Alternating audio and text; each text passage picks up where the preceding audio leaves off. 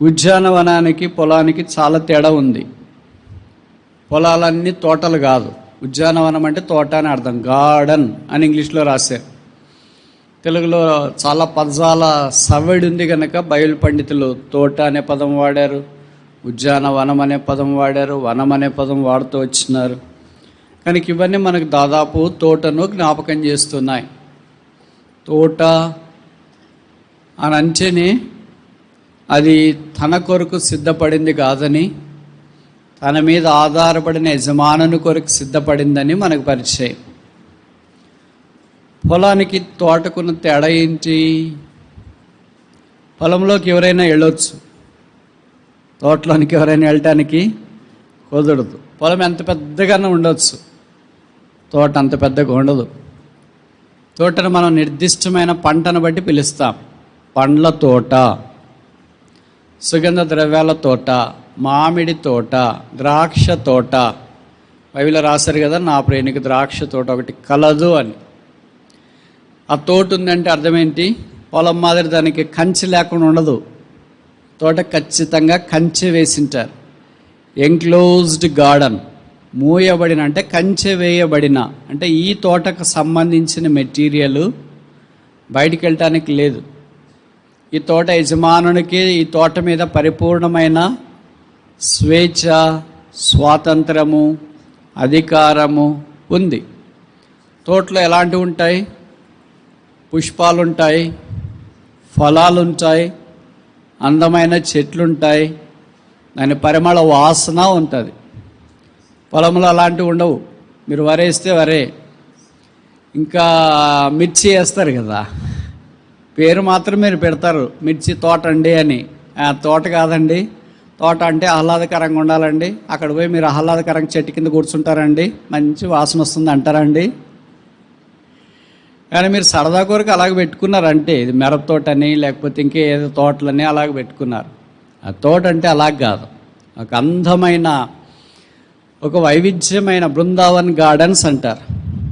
అది మిరప తోట. హ్యాంగింగ్ గార్డెన్స్ అంటారు. బబులోన్లో వేలాడదీయబడిన తోటలు, రాష్ట్రపతి భవన్లో ఉండే తోటలు, అది మిరప తోట కాదు. అలాగదు. కనుక ఒక దేవుని సంఘము, పుష్పించే సంఘము, ఫలించే సంఘము, పరిమళాన్ని వెదజల్లే సంఘము, పరిమళం వ్యాపింపజేసే సంఘం. దీన్ని చుట్టూ కంచె వేసింటారు.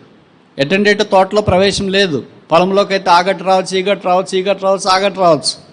తోటలో అలాగలేదు. దానికి ఏ ద్వారం ఉంటుంది, అదే ద్వారం. అందుకే యోహాను 14:6 చెప్పబడింది, నేనే మార్గము, ఐ యామ్ ద వే. వేరే మార్గము లేదు. ఆ తోటలోనికి యేసు ప్రభు ద్వారానే రావాలా. అటు ఇటు మార్గాల్లో వస్తానంటే కుదరదు. కనుక బైబిల్లో చాలా తోటలు ప్రస్తావన ఉంది. ఈ పరమగీతంలో కూడా తోటల గురించిన ప్రస్తావన చాలా సందర్భాల్లో చెప్పబడింది. ఉద్యానవనము అని కింద వచనాల్లో రాయబడింది, ఉద్యానము అని ఈ వచనంలో రాయబడింది. మెట్టుకు ఏది రాయబడిన ఇంగ్లీష్ బైబిల్ ప్రకారం garden, garden, garden, garden, garden, తోట, తోట, తోట. ఏంటి బైబిల్లో ప్రస్తావించబడిన తోటలు? ఒక 5 మీ గమనానికి తీసుకురావడానికి ప్రయత్నం చేస్తా. మొదటిది మనకు పరిచయం, ఆదికాండము 2వ అధ్యాయం 8వ వచనం. ఆదికాండము 2వ అధ్యాయము 8వ వచనం.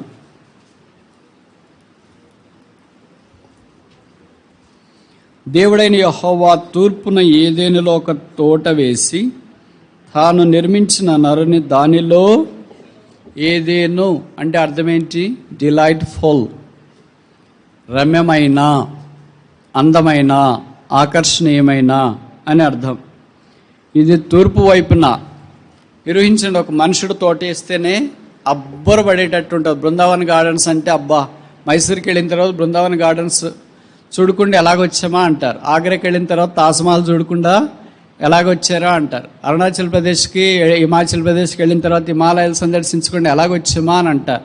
అలాగే ఢిల్లీకి వెళ్ళిన తర్వాత రాష్ట్రపతి భవన్ ఆ తోటలు చూడకుండా ఎలాగొచ్చామా అని అంటారు. ఇక్కడ రాయబడిన మాట ప్రకారం దేవుడే ఒక తోట వేస్తే ఇంకెలాగుంటారు? ఏం వేసాడమ్మా? ఏం తోట ఇది? వెరీ గుడ్, చాలా డీప్గా చెప్పారు. ఏదేనో తోట. దీంట్లో అన్ని రకాలైన ఫలాలు వేసాడు. ఎన్నున్నాయో తెలియదు మరి నాకు, ఎవరైనా ఇక్కడ బాటనిస్టులు ఉంటే వాళ్ళకి తెలిసింటాయి. దీంట్లో ప్లాంట్ కింగ్డమ్ అంతా, అంటే వృక్షరాజ్యం అంతా దాంట్లోకి వచ్చింది. ఫ్లవరింగ్, నాన్ ఫ్లవరింగ్, అంటే పుష్పాలు కలిగింది వచ్చింది, పుష్పాలు లేనిది కూడా వచ్చింది. అంత రమమైన తోటలో ఒకే ఒక మనిషిని పెట్టినాడు. తోట నేను వెంటనే మనకేం గుర్తొస్తుందంటే ఆహ్లాదకరమైంది, ఆనందకరమైంది. అంటే మన భాషలో చెప్పుకోవాలంటే పార్క్ అనుకోండి. పార్క్కి తోటకి తేడా ఏంటంటే మన పార్క్లో ఫలించే చెట్లు ఉండవు, ఊరికే కొబ్బరి చెట్లు ఉంటాయి, తర్వాత ఏంటి క్రోటన్లు ఉంటాయి, తర్వాత ఏంటి పుష్పాలు వికసించే అదేమి కాగితాల పుష్పాలు, ఇవన్నీ మనకు పార్కులో కనిపిస్తాయి. తోట అంటే మామిడికి చెట్లు, లేకపోతే మామిడి ఫలాలు వచ్చేవి కూడా దాంట్లో ఉంటాయి. సంఘం అలాంటి తోట యేసుప్రభు వారికి. అందుకే పచ్చివియు పండిన పండ్లు నా తోటలో ఉన్నాయి గనక నా ప్రియుడు వేం చేయనుగాక, తనకిష్టమైన ఫలమైన భుజించునుగాక. ఈ తోట మరి ఎలాగో ఫీడ్ కావాలా అంటే ఈ తోటకి నీళ్ళు ఎలాగ రావాలా? ఏదైనా తోట నీళ్ళు లేకపోతే ఏది నిలబడదు కదా, ఎండిపోద్ది కదా. కనుక ఈ తోటకి నీళ్లు రావడానికి ఒక నది గలదు. అది 4 పాయలైంది. తోట రావటానికి నది ఉంది. మనం కూడా దేవుని సంఘములో ఒక నది ఉంది. ఏంటి ఆ నది? కీర్తనలు 46, కీర్తనలు 46 4వ వచనం.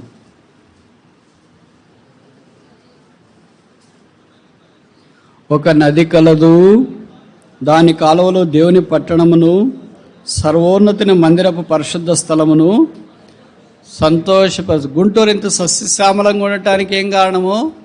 ఒక నది కలదు. ఏమన్నది? కృష్ణా నది కలదు.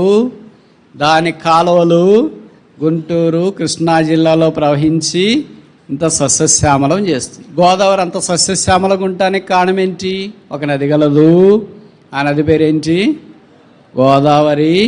అది సస్యశ్యామలముగా తయారు చేస్తుంది. కనుక నదిలో నీళ్లుండే దాన్ని బట్టి ఆ తోటలు చాలా సమృద్ధిగా ఉంటాయి, అంటే పచ్చగా ఉంటాయి.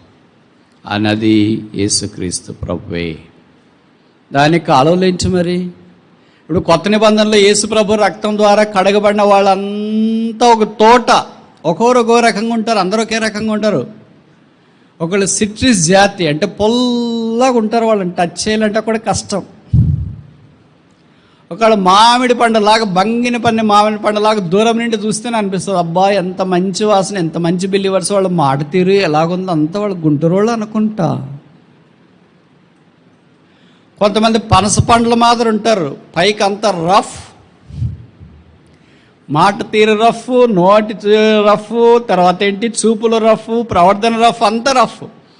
కానీ బాగా కష్టపడి నూనె పోసుకొని అటు చేసి ఇటు చేసి మొత్తానికి దాన్ని కోస్తే లోపల మాత్రం పనస పండు వల్లే మధురంగా కనిపిస్తారు. అంత టైం ఏడుంది మనకి. కొంతమంది అరటిపండు మాత్రం ఉంటారు, చక్కెరకేళ, అమృతపాన, ఏదో ఒక పండు మాదిరి ఉంటారు. చాలా తేలిక అరటిపండు అయితే. అంటే కొంతమంది దగ్గర తేలిగ్గా వెళ్ళొచ్చు, తేలిగ్గా మాట్లాడవచ్చు, తేలిగ్గా దైవికమైన పనులు చేయొచ్చు. పనస పండు లాంటి వాళ్ళ దగ్గరికి అంత తేలిగ్గా పోలేం. నాకు తెలిసి గుంటూరు వాళ్ళు ఎవరు అలాంటి వాళ్ళు కాదనుకుంటా, అంత అరటిపండు లాంటి వాళ్ళే. దైవికమైన భక్తి కలిగి ఉంది, దేవుని యొక్క కార్యాల కొరకై వాళ్ళు త్వరగా అప్రోచ్ యాక్సిస్ కావటానికి అవకాశం. ఇప్పుడు కొన్ని పండ్లు ఎలాగుంటాయంటే కాస్ట్లీ పండ్లు ఉంటాయి. మీకు తెలుసు కదా, డ్రాగన్ లాంటిది, బయటికి ముళ్ళగా అనిపిస్తుంటుంది, ఎర్రగా ఇంత ఉంటుంది, 100 రూపాయలు 200 రూపాయలు అది అనుకుంటా. లోపల తీస్తే అమ్మో ఎర్రగా కనిపిస్తుంది. కొంతమంది వాటర్ మిలన్ లాగా ఇట్లుంటారు. వాటర్ మిలన్ అంటే తెలుసు కదా, ఏమంటారు? పుచ్చకాయనా? పుచ్చకాయ మాత్రం బయటికేమో రంగులు రంగులు సారలు కనిపిస్తుంటారు. లోపల తీస్తేనే ఏమైనా ఉందంటే అంత నీళ్ళే. ఇంకా కొంతమంది కర్బూజకాయ మాదిరి ఉంటారు, కొంతమంది డేట్ అంటే ఏమంటాం, ఖర్జూరం మాదిరి ఉంటారు కొంతమంది. అంటే చూడటానికి చాలా కాఫీ కలర్లో ఉంటారు, ఇంతే ఉంటారు, చాలా స్మార్ట్గా ఉంటారు, చాలా స్వీట్గా ఉంటారు, అంత బాగానే ఉంటారు. అలా కొంతమంది జామ పండు మాదిరి ఉంటారు, షుగర్ పేషెంట్లకే ఉపయోగం, వాళ్ళు ఇంకెవ్వరికి ఉపయోగం ఉండదు. పిల్లలకు తింటే తీసుకొని రా నాకొద్దు. అదే మామిడి పండు చూడండి, షుగర్ పేషెంట్స్తో మొదలుకొని పిల్లల దాకా అందరికీ టెంప్టేషన్, శోధన. మామిడి పండు ఇంట్లో పెడితే దాని వాసన వస్తుంది, బంగినపల్లి మామిడి పండు హై క్వాలిటీ స్టఫ్. దాని వాసన వచ్చి పిల్లలు స్కూల్ కూడా మానేస్తారు. ఏంటంటే మన కడుపు నొప్పిమా, ఉదయం కడుపు నొప్పి, మధ్యాహ్నం అన్నం తిందరంటే వద్దమ్మా మామిడి పండు.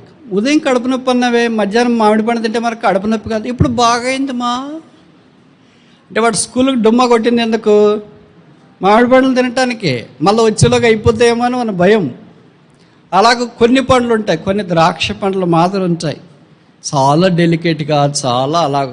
కనుక విశ్వాసులు ఒక పళ్ళ తోట వలె చాలా రమ్యంగా అలా కనిపిస్తూ ఉంటారు. కొంతమంది ఇంతలావు ఎర్రగా ఉంటారు. ఎలాగా ఏమంటారు దాన్ని? వెరీ గుడ్, చాలా బాగా చెప్పినారు. ముందు షుగర్ పేషెంట్లు ఉన్నారు అనుకుంటా. బొప్పాయి పండు, దాన్ని చాలా జాగ్రత్తగా తీయాలా. అది పండు తీసేటప్పుడు కూడా దానికి న్యూస్ పేపర్ వేయాలా. ఓ పెద్ద కథ అనుకో. వాళ్ళని జాగ్రత్తగా చూసుకోవాలి. ఒక మాట అంటే ఏం తక్కువ మాట్లాడినాడు బ్రదర్, ఏం మాట్లాడు, 2 మాట్లాడితే అంత ఓవర్ యాక్షన్గా మాట్లాడతాడు ఆయన, ఏమనుకుంటున్నాడో అని అంట. దీన్ని పేపర్ వదిలేస్తే పాడైపోతుంది. పేపర్ పెట్టి జాగ్రత్తగా తీయాలనుకుంటే మనకంత చెయ్యి అయిపోతుంది. కనుక చాలా డెలికేట్గా తీసుకోవాలి వాళ్ళని. ఏం చేస్తాం మరి, వాళ్ళు షుగర్ పేషెంట్లకు చాలా అవసరం, అందరికి కాదు, కొంతమందికి. కొంతమంది బిలీవర్స్ అలాగే ఉంటారు, అందరికి ఉపయోగపడేవాళ్ళు, కొంతమందికి ఉపయోగపడుతూ ఉంటారు. ఇది ఎప్పుడు సాధ్యమవుతుంది ఈ ఫలాలన్నీ అంటే నది ప్రవహిస్తేనే. ఎజ్కేల్లో చెప్పబడింది 47 అనుకుంటా, ఆ నది ఎక్కడ పారునో అక్కడ సమస్తము బ్రతుకును. ఆ నది అయిన యేసు మనకు పారాలి, ఆయన ద్వారా మనం బ్రతుకుతాం. ఆయన పారకపోతే, ఆయన ప్రవహించకపోతే, ఈ తోట దేవుడేసిన తోట, ఇది ప్లాంటెడ్ బై గాడ్. సంఘం కూడా దేవుడు ఏర్పరిచిందే. అపోస్తుల కార్యాలు 20:28లో మనం చూస్తాం కదా, దేవుడు తన స్వరక్తం ఇచ్చి సంపాదించిన సంఘం.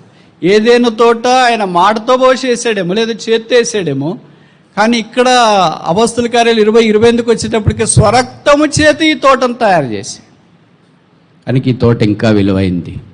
దీంట్లో నది పెట్టాడు. ఈ నది ఎన్ని పాయలైంది? 4 అయింది. ఇప్పుడు నేను చెప్తా, ఈ నది 5 పాయలు ఎందుకు కాలేదు, 3 పాయలు ఎందుకు కాలేదు, ఎందుకు 4 అయ్యింది?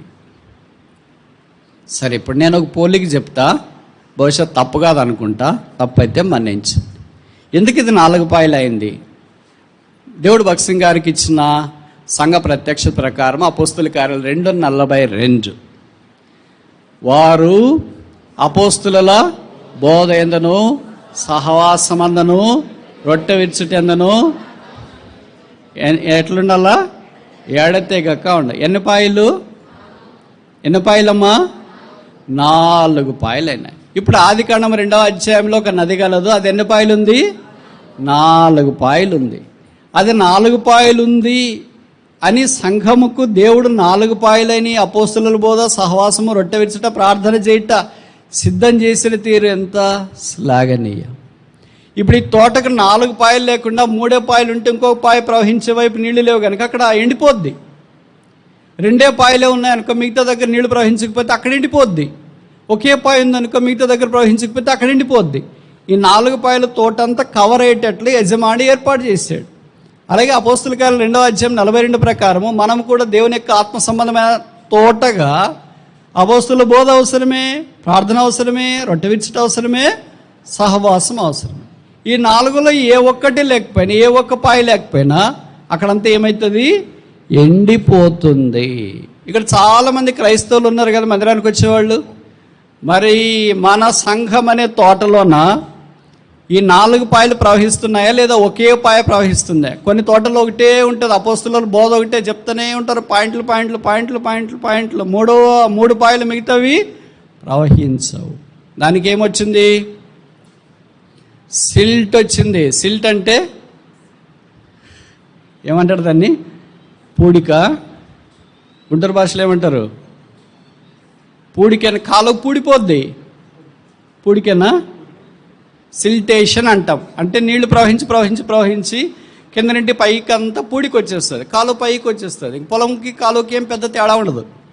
దాన్ని ఏమంటామంటే సిల్టేషన్ అంటాం. పూడిక అంతా పూడిపోద్ది.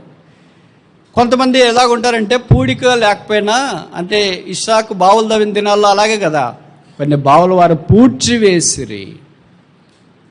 అలా కొన్ని వాళ్ళు పూర్తి చేసి ఉంటారు. ప్రార్థన అనేదో, వాక్యం అనేదో, తర్వాత ఏంటి సహవాసం అనేదో, రొట్టె విరుచుట అనేదో, ఏదో ఒక కాలంలో వాళ్ళు పూర్తి చేసిన. ఇంకో మాటలో చెప్పాలంటే కొన్ని కాలువలు ఏమైనాయంటే ఇదేంటి గుర్రపు డెక్క మొలిసింది. నేను చెప్పేవన్నీ మీకు బాగా అర్థమవుతాయి, ఎందుకంటే మీ గుంటూరు జిల్లాలో ఇవన్నీ స్పష్టంగా చూస్తారు. నీళ్ళ కాలువలు పోతూ ఉంది అనుకోండి, గుర్రపు డెక్క మొలిసింది కదా అంటే తెలుసుగా. ఏమంటారు మీరు? అదేనా? ఏమ్మా? ఆ గుర్రపు డెక్కనే మొక్కలు మొలుస్తాయి. మొలిసి ఏం చేస్తాయంటే నీళ్ళ ప్రవాహాన్ని అడ్డుకుంటాయి. నీళ్ళు ఇక్కడి నుండి అక్కడికి వెళ్లకుండా అడ్డుకుంటాయి. అప్పుడు ఏమైపోద్ది? అక్కడ కింద ప్రాంతంలో ఉన్న పొలాలు కానీ తోటలు కానీ నీళ్ళు అందక ఎండిపోవటానికి అవకాశం ఉంది. కొంతమంది విశ్వాసులు కూడా అలాగే ఇది ఏదో ఒకటి మానేస్తున్నారు. మందిరికి వచ్చేది మానేస్తున్నారు, వాక్యం మానేస్తున్నారు, ప్రార్థన మానేస్తున్నారు, అపోస్తలుల బోధ మానేస్తున్నారు, రొట్టె విరుచుట మానేస్తున్నారు. కనుక గుర్రపు డెక్క పెరిగిపోయింది, సాల్ట్ పెరిగిపోయింది, సిల్ట్ పెరిగిపోయింది. కనుక నీరు అందవలసిన దగ్గరికి అందట్లేదు. అక్కడ తోట ఎండిపోతుంది. నీళ్లు లేని తోట ఎలాగుంటుందమ్మా? యెషయా గ్రంథం 1వ అధ్యాయం 30 వచనం. Book of Isaiah chapter 1 verse 30.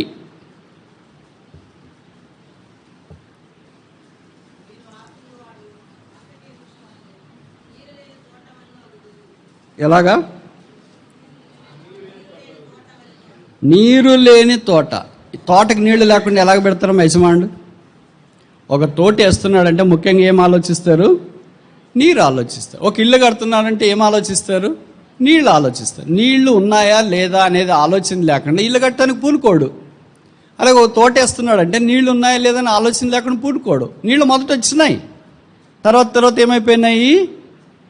నీళ్లు కనబడలేదు. నీళ్ళు లేని తోట. నీళ్లు లేని తోట అంటే ఈ 4 లేని తోట. ఏ 4? 4 పాయలు నది లేని తోట. అంటే అపోస్తలుల బోధ, సహవాసము, రొట్టె విరుచుట, ప్రార్థన చేయుట. ఈ 4 లేని దాన్ని ఏమంటారు? నీరు లేని తోట. అది తోటే కానీ ఏమి లేవు. ఇప్పుడు మనం దేవుని సంఘమే కానీ ఏమి లేవు. ఓహో, మీ దగ్గర అన్నీ ఉన్నాయనుకుంటే ప్రభుకు స్తోత్రాలు. అపోస్తల కాలం 2:42 ఉంటే ప్రభుకు స్తోత్రాలు. లేకపోతే ఇప్పుడు నీరు లేని తోట ఎంతో నష్టంలో ఉంది, ఎండిపోతుంది, ఎడారైపోతుంది. ఎప్పుడైనా ఇలా కావచ్చు. మీకు తెలుసో తెలియదో, భారతదేశంలో పెద్ద ఎడారి రాజస్థాన్లో ఉంది. ఏమంటారు? థార్ డెజర్ట్ అంట. ఈ మధ్యలో శాస్త్రవేత్తలు ఏం కనుక్కున్నారంటే దాంట్లో కొన్ని లోపల భాగంలో ఉన్న డ్రిల్ చేసిన తర్వాత బయటికి తీస్తే గడ్డి వచ్చిందంట. గడ్డి ఎలాగొచ్చిందా అని అంటే, ఇంతకుముందు గడ్డి ఎక్కడ మొలిసింది? ఇంతకుముందు గడ్డి మొలిసిందంటే అర్థం ఏంటి? సారవంతమైన స్థలం, బాగా వర్షం పడిన స్థలం, అది ఎప్పుడో ఫాజిలైజ్ అయిపోయింది. అంటే ఈ ఇసుకలో కలిసిపోయింది. ఒకప్పుడు థార్ డెజర్ట్ ఏంటి? ఒక మంచి అడవి లాంటిది. అంటే మంచి పచ్చిక కలిగింది. పోను వర్షం లేకుండా ఏమైంది? అది ఎడారైంది. మనం కూడా ఒకప్పుడు చాలా బాగుండి, అబ్బాయి ఎంత పచ్చగా ఉన్నారు వాళ్ళు. ఎవరు? యెహోవానేసి. ఎవరు? తెనాలి ప్రాంతం. ఎవరు? గుంటూరు ప్రాంతం. ఎవరు? ఆంధ్రప్రదేశ్ ప్రాంతం. పచ్చగా ఉన్నారు. కానీ నీళ్లు లేకుండా ఏమైపోయింది? ఎండిపోయింది. చూసిన వాళ్ళు ఏమంటారు? మెయింటెనెన్స్ లేదు. మన ఇళ్ళ దగ్గర కొన్ని మొక్కలు ఉన్నాయనుకోండి, ఎండిపోతుంటాయి. అది అలోవెరా కావచ్చు, అంటే బ్రహ్మజముడు కావచ్చు, టెంకాయ చెట్లు కావచ్చు, కొబ్బరి చెట్లు కావచ్చు, క్రొట్టన మొక్కలు కావచ్చు, ఏదైనా ఎండిపోతుంది. మల్లెపూల చెట్లు కావచ్చు, ఏదైనా కానీ ఎండిపోతుంటే పక్కన వాళ్ళు నీళ్లు పోయట్లేదు. అలాగే ఇప్పుడు సంఘం ఏమైంది? తోట ఏమైంది? తోటే అది, కానీ ఏమవుతుంది? ఎండిపోతుంది. గార్డెన్ ఆఫ్ ఈడెన్, ఏదేను తోట ఏ జ్ఞాపం చేస్తుందంటే మొదట రక్షణ పొంది దేవుని సంఘముగా చేర్చబడే వారిని జ్ఞాపకం చేస్తుంది. ఇంకా రక్షణ పొందకపోతే, ఈ తోటలోకి రాకపోతే నువ్వు బయటే ఉన్నావు. తోటకి బయటికి ఎంత తేడా ఉంటుంది? వాతావరణం, ఉష్ణోగ్రత, అందము, ఆకర్షణ, మంచి ఆంబియన్స్. తోటలో ఉన్నంత ఆహ్లాదకరమైన వాతావరణం బయట మనం చూడం. ఇంకా నువ్వు ఈ లోకంలోనే ఉన్నావు, ఇంకా బయటే ఉన్నావు. ఆహ్లాదకరంగా లోకం, సమాధానం లేని లోకం, సంతోషం లేని లోకం, నెమ్మది లేని ఈ లోకంలో ఇంకెంతకాలం ఉంచు. ప్రభువైన యేసునందు విశ్వాసం ఉంచుము. అప్పుడు నీవును నీ ఇంటి వారును రక్షింపబడతారు. అప్పుడు దేవుడు చేసిన తోట, యెహోవా తోటను చేశాడు, దాంట్లో మనం ప్రవేశిస్తాం. కనుక దేవుని సంఘము ఆయనది. రెండవ తోట చూస్తామా? నెహెమ్యా గ్రంథము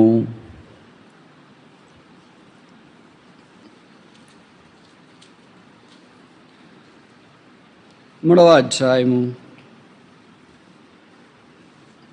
15వ వచనం. Book of Nehemiah chapter 3 verse 15. Nehemiah 3:15. నేను మధ్య భాగం చదువునా. ఇదియుగాక దావీదు పట్టణం నుండి క్రిందికి పో మెట్ల వరకు రాజు తోట యొద్దనున్న షిలోయేము మడుగు యొక్క గోడను అతడు రాజు తోట, కింగ్స్ గార్డెన్. ఈ తోట దగ్గర ఏముంది? ఇక్కడ రాశారు కదా, మడుగు. మడుగంటే నేను మీకు చెప్పాల్సిన పని లేదు. రిజర్వాయర్, నీళ్ళ సమూహం. నీళ్ళు లేకుండా తోట సస్టైన్ కాలేదు. ఒక నది కలదు. ఈ తోట దగ్గర కూడా ఒక నది ఉంది. ఈ తోట రాజు తోట. యేసుక్రీస్తు ప్రభువే మన రాజు. ఈ రాజుని ప్రభువు, అతడిని సౌందర్యమును కోరినవాడు, అతనికి నమస్కరించు.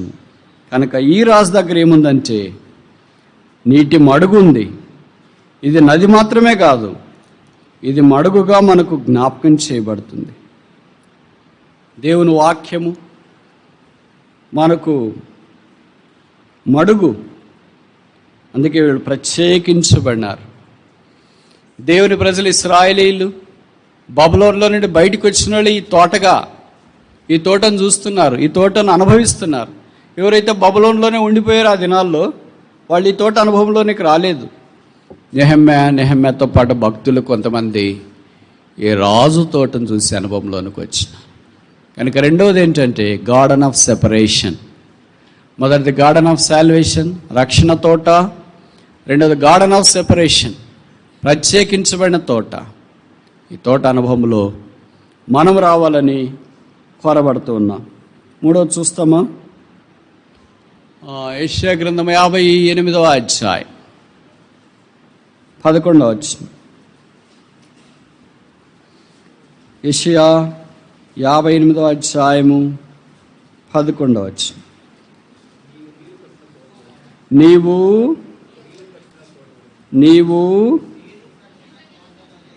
నీవు నీరు కట్టిన తోట, వాటర్డ్ గార్డెన్. మీరు కాదు, మొదట నీవుంటే తర్వాత మీరు వస్తుంది. నీవే లేకపోతే మీరు ఎలాగొస్తుంది? ఎవరో నీళ్లు తీసుకొని నువ్వు కట్టుకోవడం కుదరదు. నీ పొలానికి నీళ్లు వస్తున్నాయా?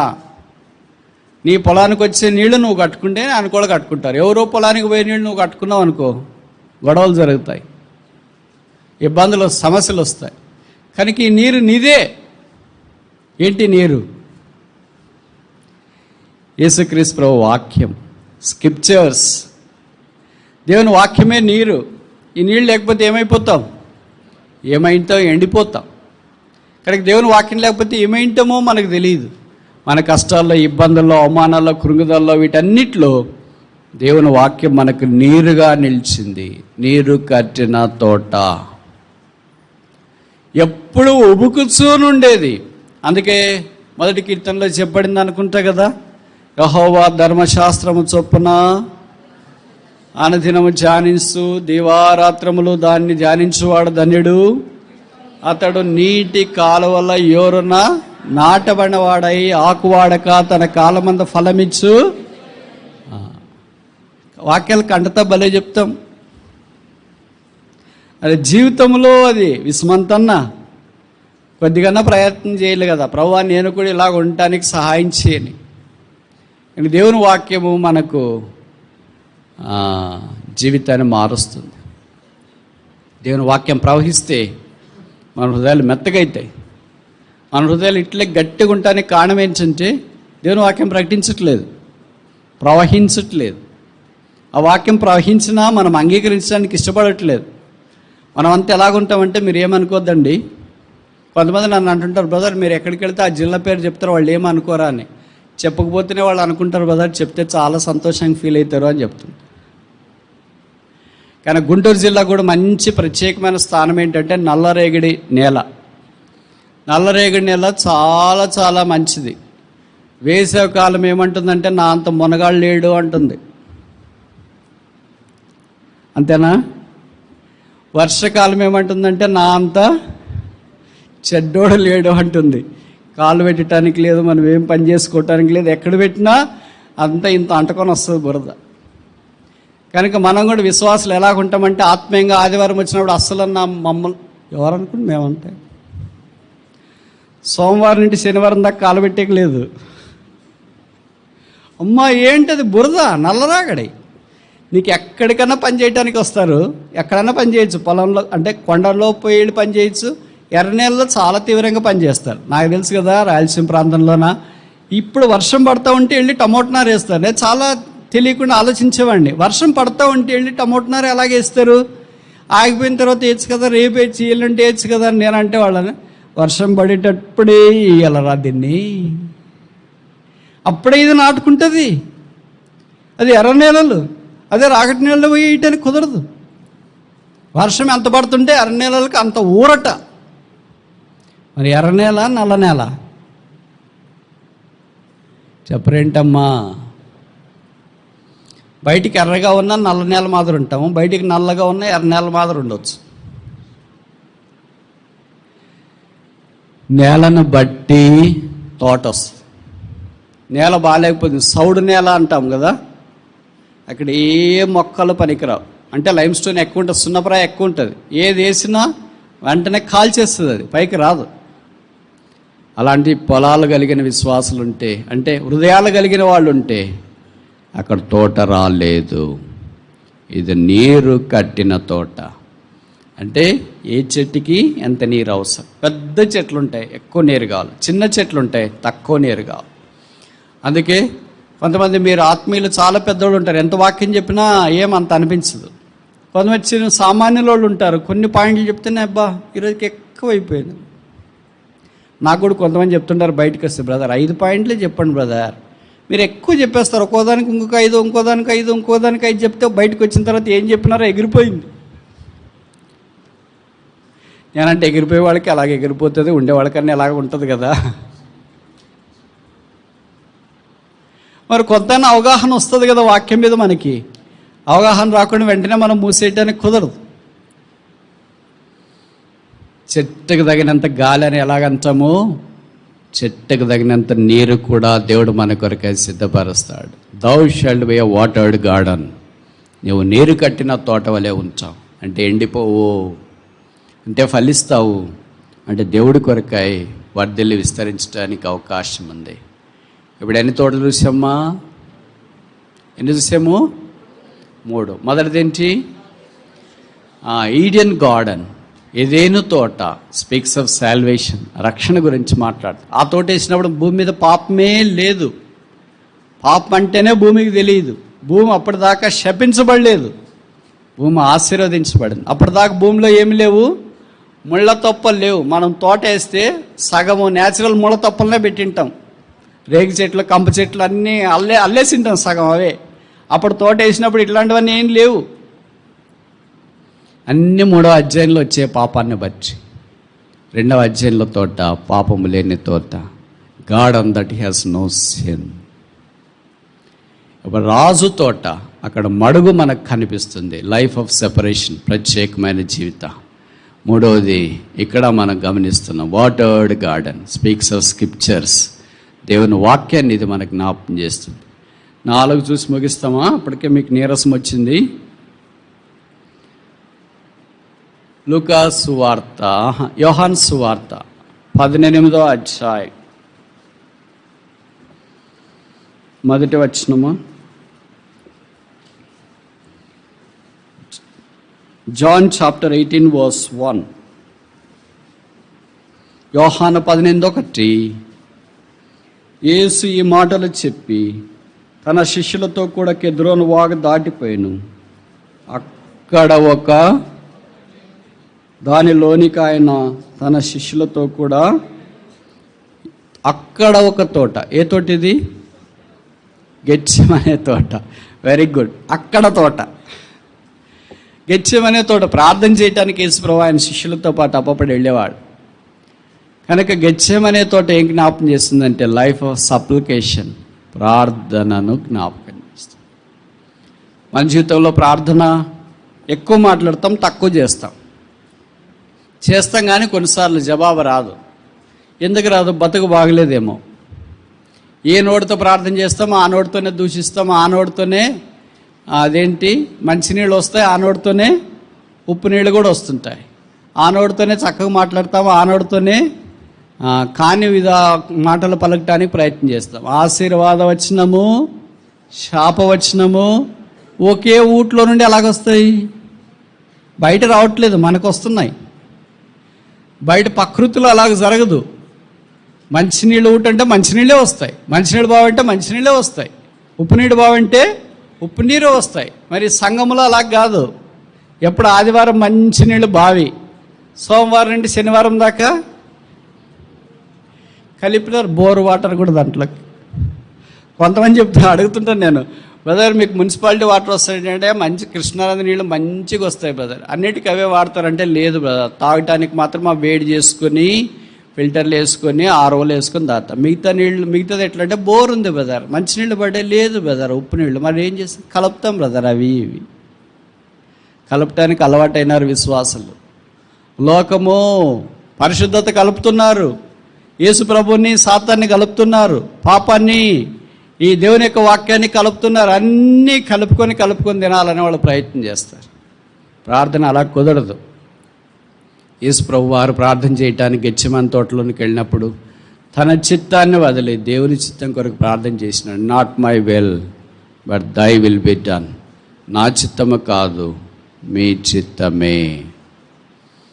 కనుక నేను ఈ మాటలు చెప్తే మీరు అనొచ్చు బ్రదర్స్, ఆ కొన్ని విషయాలు చాలా రోజులుగా ప్రార్థన చేస్తున్నాం కానీ జవాబు రాలేదు అయినా విసిగిపోకుండా ప్రార్థన చేస్తూనే ఉండాలి. ఎంతకాలం అని చేయమంటారు బ్రదర్? జవాబు వచ్చేదాకా. ఎప్పుడు వస్తుంది బ్రదర్? ప్రభు సమయంలో వస్తుంది. ప్రభు ఎప్పుడు అన్యాయం చేయడు. God would never be too late. దేవుడు ఎప్పుడు ఆలస్యంగా రాడు. God will never go ahead. ముందుగా ఎప్పుడు వెళ్ళాడు. మనం వాచ్లు పెట్టండి, ఇది వాచ్ పెట్టినారు అనుకో, ముందు పెట్టారా కరెక్ట్ పెట్టారా? ఎవరైనా కానీ ఏం చేస్తారు? ముందు పెట్టుకుంటారు. మనం ఇంట్లో అడిగితే ఎందుకు ముందు పెట్టారు? అయ్యో బ్రదర్ ముందు పెడితే కానీ పిల్లలు రెడీ గారు స్కూల్కి వెళ్ళటానికి కనుక 10 నిమిషాల ముందు. వాళ్ళకు కూడా ముందే తెలుసు. మమ్మీ అంటుంది రే టైం అయిందంటే మా 10 నిమిషాలు ముందు పెట్టిన వాళ్ళే అమ్మా. ముందు పెట్టిన వాళ్ళు ఇలా ముందు. ప్రభు ఎక్కడ మనకింటే ముందు పోడు, అలాగని మన తర్వాత ఎప్పుడో పోతుందిలే అని అనుకోడు. Attends right time. సరైన సమయంలో ఆయన మన దగ్గరికి వస్తాడు. God is never too late. ప్రభు ఎప్పుడు ఆలస్యంగా రాడు. మనం అనుకుంటాం అంతే, అయ్యో ఇప్పుడు చేసింటే ఎంత బాగుండా, ఇలాగ జరిగింటే ఎంత బాగుండా. దేవుడు చేస్తాడు అనుకున్నాం కానీ చేయలేదు ఏంటి? దేవుడు మన పద్ధతిలో చెయ్యడు. Our ways are different from the ways of God. Our will is different from God's will. Our works are different from God's works. మన పని దేవుని పని వేరే, మన చిత్తం దేవుని చిత్తం వేరే, మన మార్గాలు దేవుని మార్గాలు వేరే. కొంతమంది అనుకుంటారు బ్రదర్ యేసుప్రభుని నమ్మాను, అస్సలు అనుకున్నట్లే జరగట్లేదు బ్రదర్. అనుకున్నట్లు జరిగితే జీవితం ఎందుకవుతుంది? ఒకసారి చెప్పనా? నువ్వు అనుకున్నట్లు జరిగితే జీవితం ఎందుకవుతుంది? నువ్వు అనుకున్నట్లు జరగదు, అందుకనే జీవితం ఇది. అయ్యో ఇట్లా అనుకున్నాను అట్లా అయిపోయిందే, అట్లా అయిపోతుంది, అందుకనే దాని జీవితము అని అంటారు. ఇది జరుగుతుంది అనుకున్నాను, అది జరిగింది. ఇలాగ ప్రార్థన చేసాను, అలాగే జరిగింది. కనుక నేను ముగించక మునుపు ఒక చిన్న మాట చెప్పనా? మీరు ఈ సంవత్సరము వ్యక్తిగత వాగ్దానాలు తీసుకున్నారు. జనవరి 1వ తారీఖు అంటే వాచ్నైట్ సర్వీస్ రోజు. కొంతమంది వాగ్దానాలు మర్చిపోయి ఉంటారు, బైబిల్లో పెట్టింటే ఎక్కడో పొలంలో ఆడగడ పడిపోయి ఉంటాయి. ఇప్పుడు బహుశా మీరు చేయకపోతే ఏం చేస్తారంటే ఇంటికి వెళ్ళిన తర్వాత మీ వాగ్దానాలని వరుసగా ఒక పేపర్లో రాసుకోండి. మీకు హ్యాండ్ రైటింగ్ అర్థమయ్యేటట్లు. మీరు రాసింది మీకు తప్ప ఎవరికి అర్థం కాదనుకో మీరు రాయొద్దండి, వేరే వాడితో రాయించుకోండి. అన్ని వరుసగా వాగ్దానాలు రాసుకొని దానికి ఎల్ ఫోల్డర్ అని ప్లాస్టిక్ ఉంటుంది, లేకపోతే లామినేషన్ చేస్తారు. 5 రూపాయలు ఇస్తే 10 రూపాయలు ఇస్తే చేసుకొని ప్రతిరోజు మీరు ఉదయం కానీ సాయంకాలం కానీ కుటుంబ ప్రార్థన చేసుకుంటే, లేదా 2 పూటలు కుటుంబ ప్రార్థన చేసుకుంటే, కుటుంబ ప్రార్థనకు భార్య భర్త పిల్లలు అందరూ కూర్చుంటే మధ్యలో వాగ్దానాలు పెట్టి ప్రార్థన చేసుకుని డాడీకి ఇది, మమ్మీకి ఇది, అంకుల్కి ఇదే, ఆంటీకి ఇది అని. ఫ్యామిలీ ప్రేయర్ అంటే ఎప్పుడు నువ్వే చేయొద్దు, నీ ప్రార్థనే దేవుడు ఆలకిస్తాడని అనుకోవద్దు. కుటుంబం అంతా ఉంది కదా, వాళ్ళు చేస్తారు, బ్రదర్ చేస్తారు, సిస్టర్ చేస్తారు, కొడుకు చేస్తారు, కూతురు చేస్తారు, అట్లా అందరు చేయాలా. మీరేమనుకుంటారంటే నేను చేస్తేనే దేవుడు వింటాడు, ఇంకెవరు చేస్తుందో అనుకుంటారు. అట్లేం కాదు, అదే తప్పు. ఫ్యామిలీ ప్రేయర్ అంటే అందరూ ఒకరోజు నువ్వు చేస్తే ఒకరోజు సిస్టర్, ఒకరోజు కొడుకు, ఒకరోజు కూతురు, అట్లా వరుసగా ఏజ్ ప్రకారం. కొంతమంది ఎగరగొడుతుంది ఫ్యామిలీ ప్రేయర్, కొంతమంది చేయని వాళ్ళని వదిలేయండి, ఎందుకంటే వాళ్ళు స్టేజ్ దాటిపోయారు. అప్పుడే వాళ్ళు స్టేజ్ దాటిపోయిన వాళ్ళు వదిలేయండి. స్టేజ్లో ఉన్నోళ్ళు చేసేవాళ్ళు మీరు చేయండి. మీరు వాగ్దానాల యొక్క నెరవేర్పు చూడండి. వాగ్దానం దేవుని మాట దేవునికి ఎత్తిపట్టినప్పుడు ఆయన అబద్ధం మాట నేరం దేవుడు. ఆయన ఎప్పుడు తప్పు చేయడు, ఆయన ఎప్పుడు పొరపాటు చేయడు. దిస్ గార్డెన్ ఆఫ్ సప్లికేషన్, ప్రార్థనా తోట. మనకు అన్ని తోటలు ఉంటాయి కానీ ఈ తోట ఉండదు. ఏ తోట? ప్రార్థన తోట దగ్గరికి వస్తే అంత ఎండిపోయింది. ఏంటమ్మా అంత ఎండిపోయింది అంటే ప్రార్థన చేయట్లే.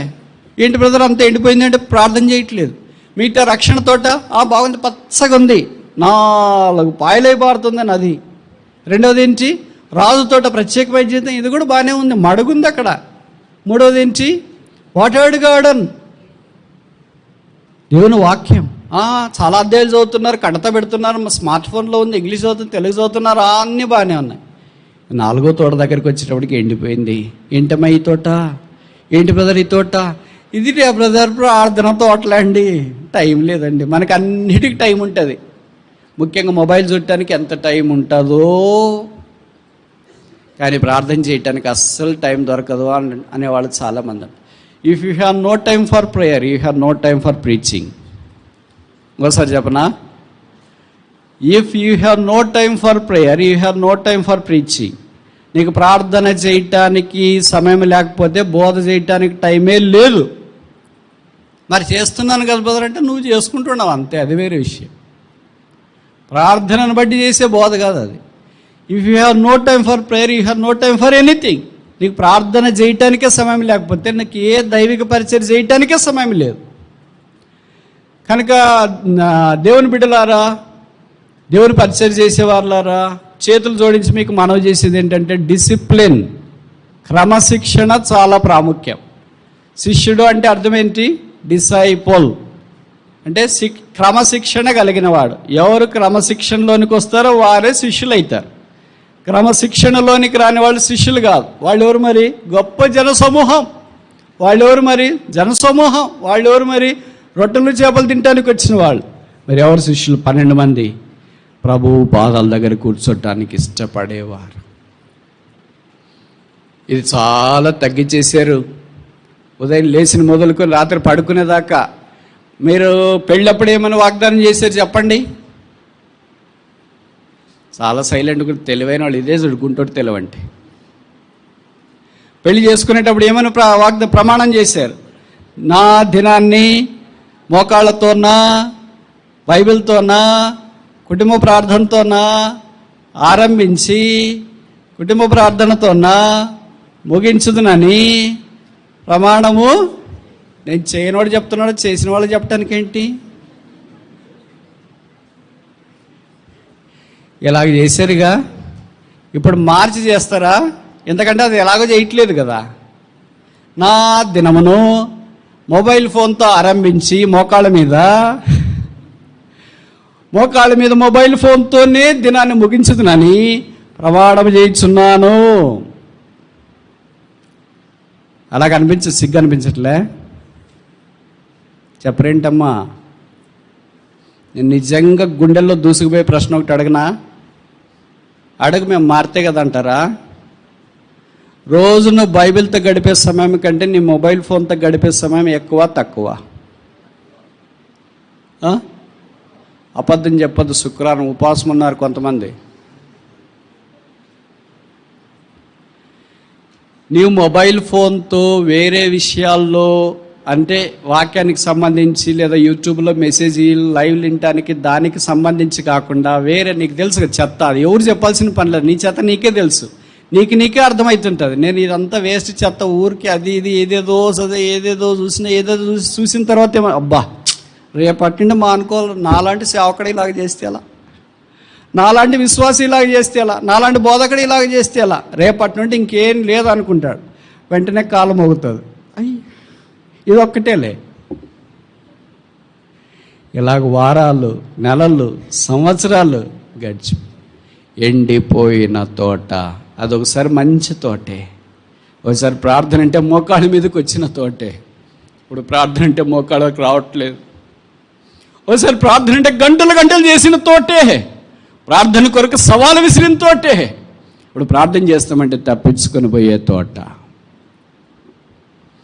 ఒకసారి ప్రార్థన కూడికంటే ప్రజలు తండోపతండాలకు వచ్చేవాళ్ళు, ఇప్పుడు మొబైల్ ఫోన్లు అంటే ఆట. మీరు ఊహించండి. నేను ఈ మాట చెప్తే మీరు అంటారు కదా, అవును బ్రదర్ చాలా ఇంపార్టెంట్ ఉంటాయి కదా అందుకే అటెండ్ అవుతున్నామని. మొబైల్ ఫోన్ లేకున్నప్పుడు ఎలాగ బతికారు మరి చెప్పరేంటి? ఇప్పుడు మీరు కింద కూర్చొని మాట్లాడతారు, స్టేజ్ మీద కూర్చొని మాట్లాడతారు, పైకి వెళ్ళి మాట్లాడతారు మొబైల్ ఫోన్తో. మొబైల్ ఫోన్ లేకుండా ల్యాండ్ ఫోన్ ఉన్న దినాల్లో ఇలా ఇంతకంటే పరిచయం చేశారా లేదా? మీటింగులు జరిగాయా లేదా? ఆత్మీయంగా జరిగిందా లేదా? దైవ కార్యాలు జరిగినాయా లేదా? దేవుని హస్తం చూచినారా లేదా? ఏ ఒక్కరైనా చేరిన వారు వినేవాళ్ళు మేము ఇంతకు ముందు ఇలాంటి దైవ కార్యాలు చూడలేదని చెప్పగలరు? ఖచ్చితంగా మనం చెప్పగలము ఇప్పుడు అలాంటి కార్యాలు చూడట్లేదని. ఎందుకంటే ఆ తోట ఎండిపోయింది. గెత్సేమనే తోట లేదు. యేసును ఆయన శిష్యులను ఆ తోటకు వెళ్ళొచ్చుండరి. ఏమైంది? ఇంకెవరు చెప్పాల్సిన పని లేదు. భార్య చెప్పాల్సిన పని లేదు, భర్త చెప్పాల్సిన పని లేదు, సేవకుడు బోధకుడు ఎవరో చెప్పాల్సిన పని లేదు. నీ మనస్సాక్షే, నువ్వు రక్షించబడ్డావు కదా, నీ మనస్సాక్షి నీకే ఉత్తరం ఇవ్వాల. ఎలాగున్నాను, ఇది ఏం చూస్తున్నాను, ఇది ఎంత టైం వేస్ట్, దీనివల్ల ఎంత నిరుపయోగం, ఏది అవసరం అదే చూసుకోవడం, ఏది మాట్లాడుకోవడం అదే మాట్లాడుకోవడం, మిగతా సమయం అంతా సెల్ ఫోన్ ఆఫ్ చేయొచ్చు, తర్వాత ఏదైనా ఉంటే మాట్లాడవచ్చు, లేకపోతే దాంతోనే అంత గడిచిపోయినా. బ్రదర్ సెల్ ఫోన్ చూడడం తప్పేంటండి? తప్పేమీ లేదండి. కానీ తప్పులేనివన్నీ పరిశుద్ధమైనవి కాదు. ఒకసారి చెప్పనా? తప్పులేనివన్నీ పరిశుద్ధమైనవి కాదు. తప్పులేనివన్నీ ఆచరించలేము. తప్పులేనివన్నీ పాపాలు కాదు. కానీ తప్పులేంది మన సమయాన్ని పూర్తిగా నాశనం చేస్తుంది. అందుకని ఎండిపోయా. బయట నోట్లో నుండి బయటికి వాక్యం రావట్లేదు, ప్రార్థన చేసిన జీవం లేదు, సువార్తకి వెళ్ళినా జీవం లేదు, ఎక్కడ మాట్లాడుతున్నా జీవం లేదు. ఎంత విషాదకరమైంది. ఎన్ని వ్యర్థం చేస్తున్నారు, ఎన్ని వ్యర్థాలు చేసినా సరే ఎవరిని ఒక మాట గద్దించడానికి లేదు. ఎవరు నన్ను గద్దిస్తే నేను నన్ను గురించి చెప్పాడు, ఎవరు చెప్పారో ఆయనకే అని అనుకుంటా. మీకు ఒక విషయం చెప్పనా అంటే, అప్పుడు భక్సింగాల దినాల్లో ఇప్పుడు ఎవరు నేను చెప్పడానికి ఏం ధైర్యం చేయలేను అనుకో. చెప్పినా కూడా ప్రజలు ఇన్నే స్థితిలో లేరు. ప్రతిదానికి కౌంటర్ నేర్చుకున్నారు. నీ జీవితంలో కౌంటర్ వేసేది నేర్చుకున్నంత దాకా నువ్వు ఆత్మీయంగా వృద్ధి పొందలేవు. ఎప్పుడైతే జీవితంలో ఎస్ లార్డ్, అవును ప్రభువా, చిత్తం ప్రభు అనేది వస్తుందో అప్పుడే వృద్ధి పొందడానికి అవకాశం. భగత్ గారు ఒకసారి రాయలసీమ ప్రాంతంలో సువార్త దండయాత్ర కొరకు వచ్చిన అప్పుడు ఇంత విస్తారమైన భోజన పానాల్లో అరుదుగా దొరికేవి. ఒక చెట్టు కింద, ఊరికి వెళ్ళబట్ట ఒక చెట్టు కింద మంచి భోజనం తీసుకొని వచ్చి సువార్త దండయాత్రకు వచ్చిన వాళ్ళకి వడ్డించినారు. తిన్నారు. తినిన తర్వాత వాళ్ళు ఇస్తరాకులు ఏమంటారు వీరు, ఇస్తలు తీసుకొని వెళ్తున్నారు. ఆయన అవి కూడా సునిశ్చితంగా పసిగట్టేవాడు. ఎవరో ఒక బ్రదర్, నాలాంటి బ్రదర్ తీసుకొని మడుచుకొని పోతే నీ రా అని పిలిచినాడంట. వచ్చినాడు. తిన్నావా అంతా అన్నాడు. అవి ఈటన్ ఎవ్రీథింగ్ ఎస్ బ్రదర్ అని అన్నాడంట. అవి లెఫ్ట్ ఎనీథింగ్ దేర్, ఏదైనా వదిలేసినావా ఇస్తరాకులు అంటే ఏం లేదు బ్రదర్ అని. తెలిసి చూపించు అన్నాడు. చూపించినాడు. ఆయన అనుమానం వస్తుంది కదా, మాకు తెలుసు కదా ఎట్లాంటి వాళ్ళు ఏం చేస్తారనేది. మా అలాంటి వాళ్ళకి తెలిస్తే ఆయనకి తెలియదు ఏంటండి. తెలిసి చూపిస్తే సగం కూర ఉందంట. ఇటు వై ఆర్ వేస్టింగ్, ఎందుకు వ్యర్థం చేస్తున్నా? ఇది నీ శరీరానికి ఏమైనా నష్టమా అంటే, ఏమైనా దురద వస్తుందా, జిల వస్తుందా, వాపు వస్తుందా, అలర్జీనా, ఏమైనా నీ శరీరానికి ఇది పడతా? ఏదో బ్రదర్ పడుతుంది. మరి ఎందుకు పడేస్తున్నావు? ఎక్కువైంది బ్రదర్. ఎందుకు ఎక్కువ వేసుకున్నావు?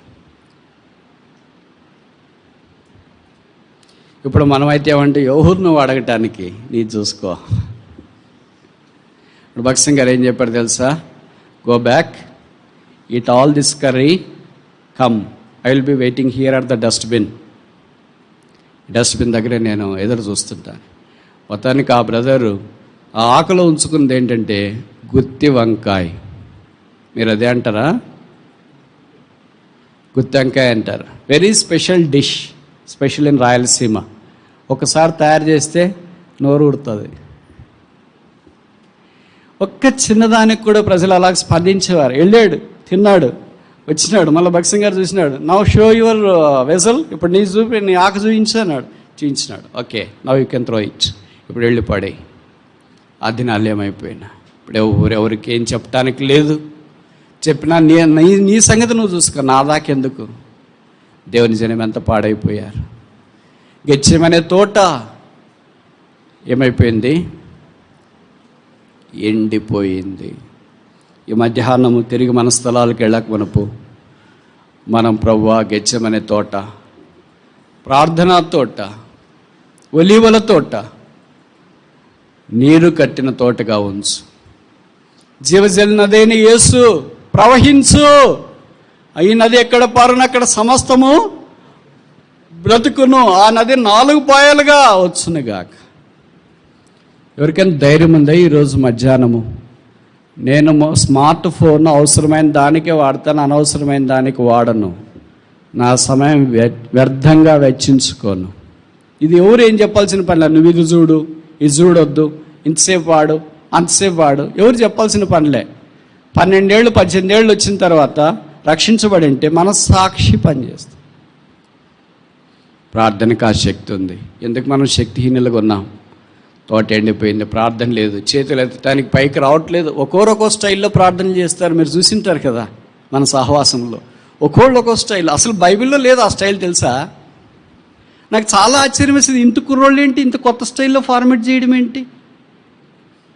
దినవృత్తాంతాల 1 గ్రంథం 17వ అధ్యాయంలో చెప్పబడింది, రాజైన దావీదు యెహోవా సన్నిధిలో ఏం చేశాడు? కూర్చుండి. కూర్చోవడం అంటే అర్థం ఏంటి? ఇప్పుడు ఎవరైనా మీరు మా ఇంటికి వచ్చారని, నాకేం ఇల్లు లేదు చెప్తున్నా, వచ్చారని, కూర్చోండి అక్క, కూర్చోండి బ్రదర్ అన్న. లేదు బ్రదర్, వెళ్ళాలి బ్రదర్ అని మొత్తానికి మీరు వెళ్తూ ఉన్నారు. అంటే మీరు ఎందుకు కూర్చోలేదు? మీకు తొందర ఉంది, విశ్రాంతి తీసుకోవటానికి టైం లేదు, మీకు వేరే పనులు ఉన్నాయి, అందుకే మీరు కూర్చోవట్లేదు. వచ్చిన వెంటనే కూర్చోండి అక్క వెంటనే మీరు కూర్చున్నారని, కూర్చోండి బ్రదర్ అంటే కూర్చున్నారనుకో, అర్థం ఏంటి? మీకు టైం ఉంది, మీరు కూర్చొని కొద్దిసేపు మాట్లాడగలరు. వీళ్ళతో కూర్చుంటే మనకు మేలని మీకు అనిపిస్తుంది. కనుక మీరు వెంటనే చేయాల్సిన పని ఇంకేమీ లేదు. అక్కడ ఏం రాయబడిందంటే, సేవకుడైన దావీదని రాయలేదు, గొర్రెల కాపరైన దావీదని రాయలేదు, ఇశ్రాయేలు మొదటి గాయకుడైన దావీదని రాయలేదు.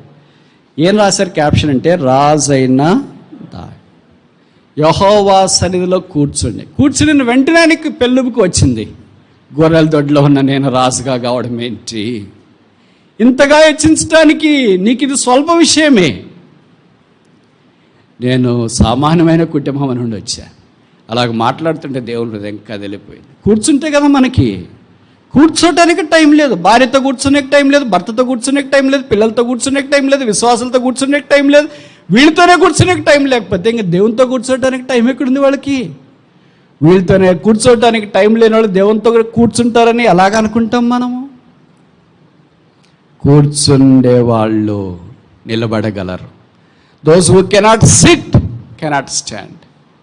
దావీదు కూర్చున్నాడు కనుక లేచి నిలబడినాడు. దావీదు దేవుని సంకల్పం చొప్పున తన తరం వారికి సేవ చేసేను. నెహెమ్యా 1వ అధ్యాయంలో మనం చూస్తే, నెహెమ్యా వార్త విన్న తర్వాత కూర్చుండి ఏడ్చి, నెహెమ్యా కూర్చోగలిగినాడు కనుక he could stand before the king, రాజు దగ్గర నిలబడగలిగాడు. మనం కూర్చోలేకపోతున్నాం. కొత్త నిబంధనలో మరీ వస్తే మరీ ఏం చేసింది? యేసు పాదముల వద్ద మనకు కూర్చునే టైం లేదు. మనకి టైం లేకపోతే మనం ఎలాగ నిలబడతాము? If we have no time to sit, we have no time to stand. కూర్చోవటానికి టైం లేకపోతే నిలబడటానికి టైం లేదు. ఈ రెండు లేవు కనుక ప్రార్థన చేయటానికి శక్తి లేదు. ప్రార్థన చేయటానికి లేదు కనుక తోట ఎండిపోయింది. వ్యక్తిగత కుటుంబ సంఘ జీవితాలు ఎండిపోయాయి. ఓసారి పచ్చగా విరబోసింది. ఎంతోమంది వచ్చి కూర్చున్నారు దాని కింద. నీటి చాలా బాగుంది, ఆదికాండం 18వ అధ్యాయం అబ్రహాం దగ్గరకు 3 వ్యక్తులు వచ్చినారు. అబ్రహాం ఏమన్నాడు? ఈ చెట్టు కింద నీడన విశ్రాంతి తీసుకునండి, అలసట తీర్చుకునండి. ఇప్పుడు ఆ చెట్టు ఏమైపోయింది? ఎండిపోయి. మనుషులు అలసటతో వస్తున్నారు, అలసటతో మాట్లాడుతున్నారు, అలసటతోనే వెళ్ళిపోతున్నారు. అలసట తీరట్లేదు. యోహాను సువార్త 4వ అధ్యాయం, యేసు సుకార్ అన్న గ్రామంలోనికి వచ్చి అలసి ఉన్న రీతిగా బావి యొద్ద యేసును కూర్చోబెట్టి, ప్రభువా మా ఇంటికి వచ్చి కూర్చో. 3 వ్యక్తులు వచ్చినారు. తండ్రి అయిన దేవుడు, కుమారుడైన దేవుడు, పరిశుద్ధాత్ముడైన దేవుడు. ప్రభువా మా దగ్గర కూర్చో. అలాంటి సంఘాలు లేవా? అలాంటి విశ్వాసులు లేరా? అలాంటి సేవకులు లేరా? అలాంటి బోధకులు లేరా? నిలబడిన యేసుని నిలబెట్టే పంపిస్తున్నారా? వచ్చిన 3 వ్యక్తులను అలాగే పంపిస్తున్నారా? లోతు అలాగే పంపించినాడు. విషాదకర. ఈ మధ్యాహ్నం తీర్మానం ఏంటి? ముగించక మనకు ఒక విషయాన్ని చెప్పి ముగిస్తాం. దేవుడు ప్రార్థన ఆలకిస్తాడు, జవాబిస్తాడు. అదొక ఊరు, భార్య భర్తలు ఉన్నారు, వారికి ఒక కుమారుడు ఉన్నాడు. అల్లార ముద్దుగా పెంచుకున్నారు. జీవితం మనం అనుకున్నట్లు జరగదు. బండలు ఓళ్ళు అయితే ఓళ్ళ బండలు అవుతాయి.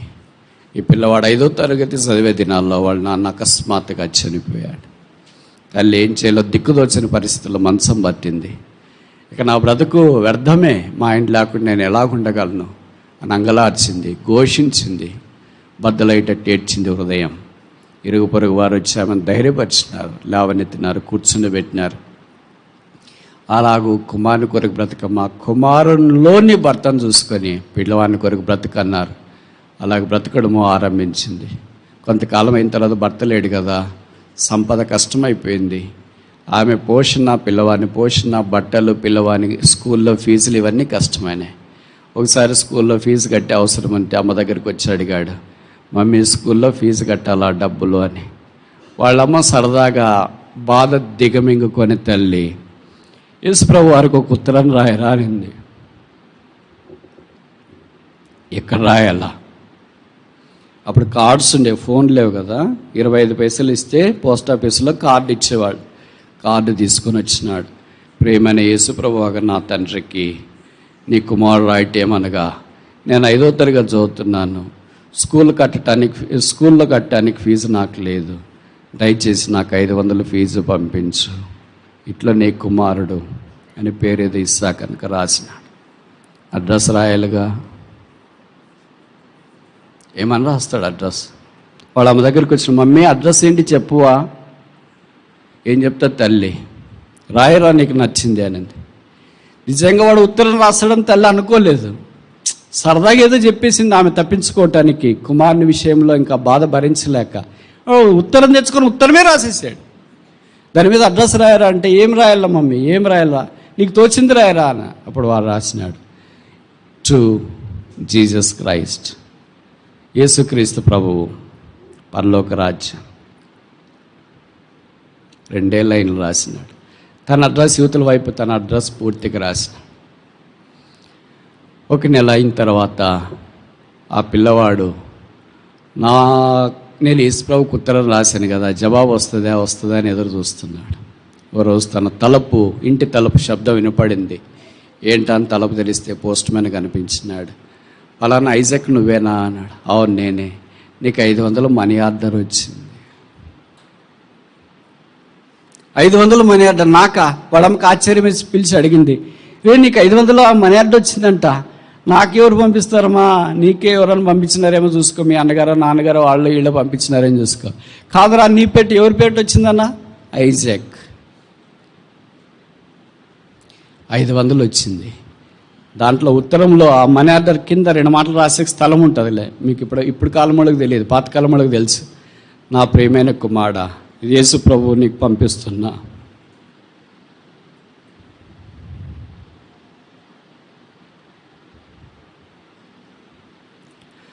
ఫీజు 500 రూపాయలు. నువ్వు స్కూల్కి ఫీజు కట్టి చక్కగా చదివి గొప్పవాడు కావాలి. ఇట్లో యేసు ప్రభు. షాక్. ఏంటి యేసుప్రభు పేట వచ్చింది, 500 రూపాయలు వచ్చింది, 500 తీసుకున్నాడు. ఏం చేయాలో తోచలేదు. అమ్మ కొడుకు ఇద్దరు కూర్చున్నారు. అమ్మ చెప్పింది, నేను ఏదో సరదాగా అన్నాను రా, నువ్వు సరదాగా చేసావు, ఇప్పుడు చూస్తే వాస్తవంగా 500 వచ్చింది. ఎవరు పంపిస్తారు మరి 500? యేసుప్రభు ఎలాగ పంపిస్తాడు?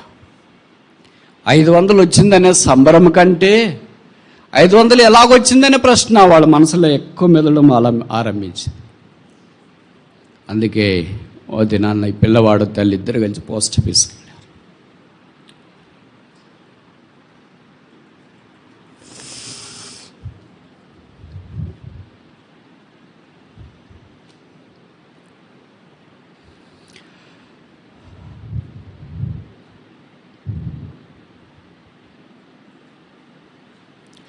పోస్ట్ ఆఫీసులో పోస్ట్ మాస్టర్ అంటారు కదా, ఆయన లోపల కూర్చున్నారు.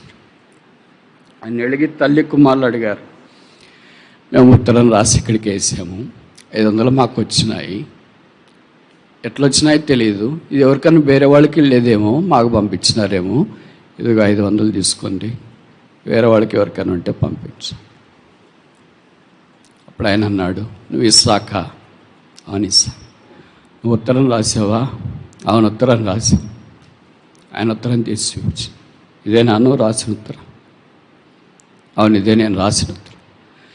యేసుక్రీస్తు ప్రభు పరలోక రాజ్యం అంటూ అడ్రస్ రాసావు కదా, ఫ్రమ్ అడ్రస్ నీది రాసావు కదా, అన్నీ ఫ్రమ్ అడ్రస్కి 500 రూపాయలు యేసు ప్రభువే పంపించినాడు. వాళ్ళమ్మ అడిగినప్పుడు యేసు ప్రభు ఎలాగ పంపించినాడు నాకు అర్థం కాదు, మీరు ఇది తీసుకున్నానా తీసుకోండి, ఎలాగొచ్చిందో చెప్పనన్నా చెప్పండి. అప్పుడు ఆయన ఇలాగ చెప్పడం ఆరంభించిన,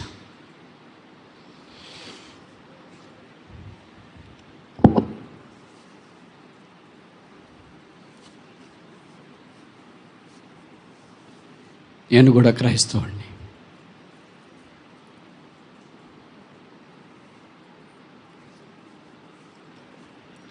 యేసుప్రభుని నమ్మాను. చాలా కాలంగా ఈ పోస్ట్ ఆఫీస్లో పనిచేస్తున్నాను. నా దగ్గర 500 రూపాయలు ఎవరికైనా పేదవాళ్ళకి సహాయం చేయాలనుకున్నాను. ఈ ఉత్తరం ఎవరో డబ్బాలో వేసినారు.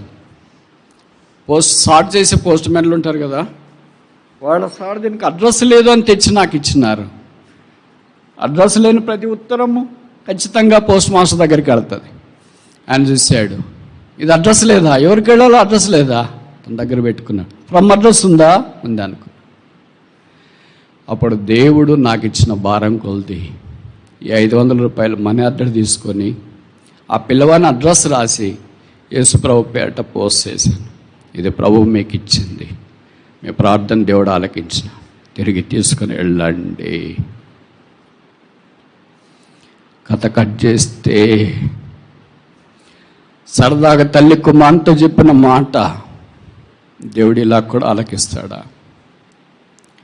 25 పైసలు పెట్టి ఒక కార్డు రాస్తే పోస్ట్ మాస్టర్ హృదయాన్ని దేవుడు కదిలించగలడు.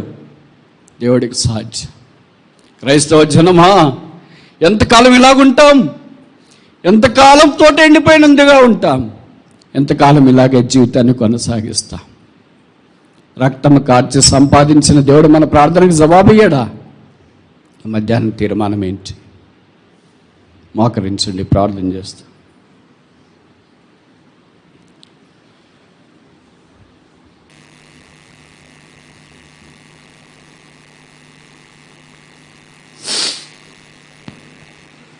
ఎవరు యేసును అంగీకరించలేదో, పాపక్షమాపణ పొందలేదో, తోటగా లేరు వాళ్ళు. వాక్యంలో రాయబడింది, వాళ్ళు ముళ్ళ తుప్పలు, గచ్చపొదలు, కంచె, వారు నిరుపయోగమైన పొదలుగా ఉన్నారు. ఎంతకాలం అలాగుంటావు? ఈ మధ్యాహ్నం దేవుడు మరలా నీకు అవకాశం ఇచ్చినాడు. యేసును అంగీకరించువా? నీ కొరకే శిలువ మీదకి వెళ్ళి రక్తము కార్చి చనిపోయి సమాధి చేయబడి తిరిగి లేచిన యేసుని స్వీకరించి పాపక్షమాపణ మారు మనసు పొందు. నీ జీవితం తోట వలె మారుతుంది. ఇప్పుడు దాకా ముళ్ళకంప వలె అనేకులు కుచ్చుకున్నావు, నీకు నీవే హాని, నీ వల్ల ఎవరికి ఉపయోగం లేదు, నీ వల్ల భూమి వ్యర్థమైపోతుంది. ఇలాగుంటే ఏం బ్రదర్ అని నువ్వు అంటావేమో. బైబిల్లో రాయబడింది, ఈ సంవత్సరము కూడా ఉండనేమో, ఫలిస్తే సరే, లేకపోతే డాష్. అది నీకొద్దు. ఈ సంవత్సరం దేవుడు నిన్ను పెట్టిన ఉద్దేశం ఏంటంటే నేను రక్షణలోనికి తీసుకురావటానికి. కానీ ఎవరైనా ఎక్కడైనా యేసు ప్రభువా నేను పాపిని, నా హృదయంలోనికి రా, నా జీవితం ముళ్ళ పొదవలే గచ్చ పొదవలే ఉంది, కంచెవలే ఉంది, తోటగా చెయ్యి, పాప క్షమాపణతో నన్ను ఆశీర్వదించని కోరేవారు ఉంటే మేము మీ కొరకు ప్రార్థన చేయడానికి వీలుగా మీ కుడి చేతిని తలకు పైగా కనబడేటట్టు ఎత్తి ఉంచండి. మేము మీ కొరకు ప్రార్థిస్తాం. మిగతా వాళ్ళ కళ్ళు మూసుకోండి. మిగతా వాళ్ళ కళ్ళు మూసుకోండి. యేసు ప్రభువా నా హృదయంలోనికి రా, నా పాపాలు క్షమించు, నా జీవితాన్ని మార్చు, నన్ను పరిశుద్ధపరచని కోరేవారు ఎవరైనా ఉంటే పైన కానీ కింద కానీ మీ కుడి చేతిని తలకు పైగా కనబడేటట్టు ఎత్తి ఉంచండి. మేము మీ కొరకు ప్రార్థిస్తాం. సోదరి, దేవుడు మీ పాపాన్ని క్షమించును గాక, మీ జీవితాన్ని మార్చును గాక, మిమ్మల్ని రక్షించును గాక. వెనక సిట్అవుట్లో కూర్చున్న వాళ్ళు, కింద కూర్చున్న వాళ్ళు, ఆన్లైన్లో దేవుని ఒక వాక్యం వింటున్న వారు, మీరు ఎవరైనా సరే యేసు ప్రభువా నా హృదయంలోనికి రా, నా పాపాలు క్షమించు అని ప్రార్థన చేస్తే మేము మీ కొరకు ప్రార్థన చేయడానికి వీలుగా మీ కుడి చేతిని తలకు పైగా కనబడేటట్టు ఎత్తి ఉంచండి. మీ కొరకు ప్రార్థిస్తాం. ఇంకెవరైనా ఎక్కడైనా ఉన్నారా? ఇంకా ఎవరైనా ఎక్కడైనా ఉన్నారా? ఇప్పుడు రక్షణ పొందిన మన కొరకు, ఇప్పటిదాకా ఎండిపోయింది తోట, మన అక్కర్లే ఓరుకు చెప్పుకున్నాం. చిన్నపిల్లోనంత విశ్వాసం కూడా మనకు లేకుండా పోయింది. చిన్నపిల్లోడు 25 పైసలు పెట్టి కార్డు రాస్తే దేవుడు 500 పంపించినాడు. మనము ఆ కార్డు అనే ప్రార్థన కూడా దేవుడికి చేయలేకపోయాం.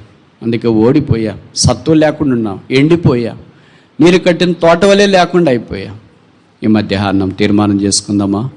విశ్వాసులైనా, బోధకులైనా, సేవకులైనా, సేవకురాన్లైనా, పరిచారకులైనా ఎవరైనా సరే, ప్రభువా నేను ఎండిపోయాను, గెచ్చెమనే తోట నాకు లేదు, నీరు కట్టిన తోట లేదు, నీరు లేని తోట వలె నేనున్నాను. ఈ మధ్యాహ్నం నుండి నేను నీరు కట్టిన తోట వలె ఉండాలని కోరుతున్నాను. నా ప్రార్థనా జీవితం, నా క్రైస్తవ జీవితం, నా ఆధ్యాత్మిక జీవితం వికసించేది ఉండాలని కోరుతున్నాను. నా చేయి పట్టుకో అనే విశ్వాసులు ఎవరైనా ఉంటే మేము మీ కొరకు ప్రార్థన చేయటానికి వీలుగా మీ కుడి చేతిని తలకు పైగా ఎత్తి ఉంచండి. విశ్వాసులు మాత్రమే, అవిశ్వాసులు కాదు, రక్షణ లేని వారు కాదు. ఈ మధ్యాహ్నము యేసు ప్రభువుతో నేను ఒక తీర్మానం చేస్తున్నాను, ఓ ఉడంబడికి ఒక నిబంధన చేస్తున్నాను. ప్రభువా నా తోట ఎండిపోయింది, ఇది పచ్చగా ఉండునట్లు చెయ్యి అని తీర్మానం చేసుకుని ప్రార్థన సహాయం కోరిన వారు మీ కుడి చేతిని తలకు పైగా కనబడేటట్టు ఎత్తి ఉంచండి. బ్రదర్, వాళ్ళ కార్డ్స్ వద్దులేండి, బిలీవర్సే కదా. ఇంకెవరైనా సోదరి దేవుడు మిమ్మల్ని కడించిన గాక, సోదరుడు దేవుడు మిమ్మల్ని కడించిన గాక, మీ తీర్మానం ఆమోదించిన గాక, మిమ్మల్ని అంగీకరించి మిగతా వాళ్ళు కళ్ళు మూసుకొని ప్రార్థన చేయండి. కళ్ళు తెరుచుకొని అటు ఇటు చూడొద్దు. ఎండిపోయావు కదా, ఇంకా కళ్ళు తెరుచుకొని చూస్తావేంటి? సత్తువు లేదు కదా, ఇంకా కళ్ళు తెరుచుకొని చూస్తావేంటి? ఎండిపోతే ఏం చేస్తారు నీకు తెలుసు కదా. పొలము యజమానుడు వస్తాడు, నిప్పు పెడతాడు, కాల్ చేస్తాడు, ఇంకా అదంతా అక్కడి నుండి లేకుండా పోతుంది. ఆ స్థితి వద్దు. ఎండిపోయింది, ఇప్పుడు తిరిగి చిగురించాలా. అందుకే యేసు ప్రభువు అనే నీరు ప్రవహింపచేయాల. ప్రభువా నన్ను కూడా ప్రవహింపచేయి, నన్ను కూడా నిలువబెట్టు, నన్ను కూడా సోదరి దేవుడు మిమ్మల్ని కరుణించును గాక, సహోదరుడు దేవుడు మిమ్మల్ని కరుణించును గాక, చెల్లి దేవుడు మిమ్మల్ని కరుణించును గాక, బయట సహోదరుడు దేవుడు మిమ్మల్ని కరుణించును గాక, కింద కూర్చున్నవాళ్ళు, లోపల కూర్చున్నవాళ్ళు, వెలపడి కూర్చున్నవాళ్ళు ఎవరైనా సరే, ప్రభువా నేను ఎండిపోయాను, నా చేయి పట్టుకోవా, గెచ్చమనే తోట నాకు లేదు, నా చేయి పట్టుకోవా, నాకు ఆ తోట వల్ల ఉండాలని ఉంది కానీ ఉండలేకపోతున్నా, నా చేయి పట్టుకోవా. ఎవరైనా ఎక్కడైనా ఉన్నారు? ఇంకా సోదరుడు దేవుడు మిమ్మల్ని కరుణించును గాక, చెల్లి దేవుడు మిమ్మల్ని కరుణించును గాక, సోదరుడు దేవుడు మిమ్మల్ని కరుణించును గాక. చేయించండి. ఇంకా కింద ఎవరైనా ఉన్నారా? కింద వెలపట్ట, బయట, షామానే కింద, అటు ఇటు. యేసు ఎండిపోయిన నా తోటలోనికి నీవు ప్రవహించు, గెచ్చమనే అనుభవం నాకు దయచేయి. ఎవరైనా ఎక్కడైనా ఉన్నారా? మీతో వాళ్ళ కళ్ళు మూసుకోండి, అటు ఇటు చూడొద్దు. ఇంకా ఎవరైనా ఆఖరిసారిగా అడుగుతున్నాం, ప్రార్థన చేయక మునుపు ఎలాగొచ్చో అలాగ వెళ్ళిపోవద్దు. ఎండిపోయిన బతుకులో ఉండొద్దు. ఎండిపోతే యజమాని అంత సమకూర్చి నిప్పు పెట్టవచ్చు. అది చాలా ఘోరమైన స్థితి. అది రాకుండా గాక. ఎండిపోయిన నా జీవితాన్ని ప్రభువా నీ వికసింపచేయి. అడవిలో సెలయేళ్ళు ప్రవహింపచేయి, ఎడాల్లో సెలయేళ్ళు ప్రవహింపచేయి, నది 4 పాయలుగా నాలోనికి ప్రవహించినట్లు చేయి. ఇంకా ఎవరైనా ఉన్నారా? ప్రార్థన.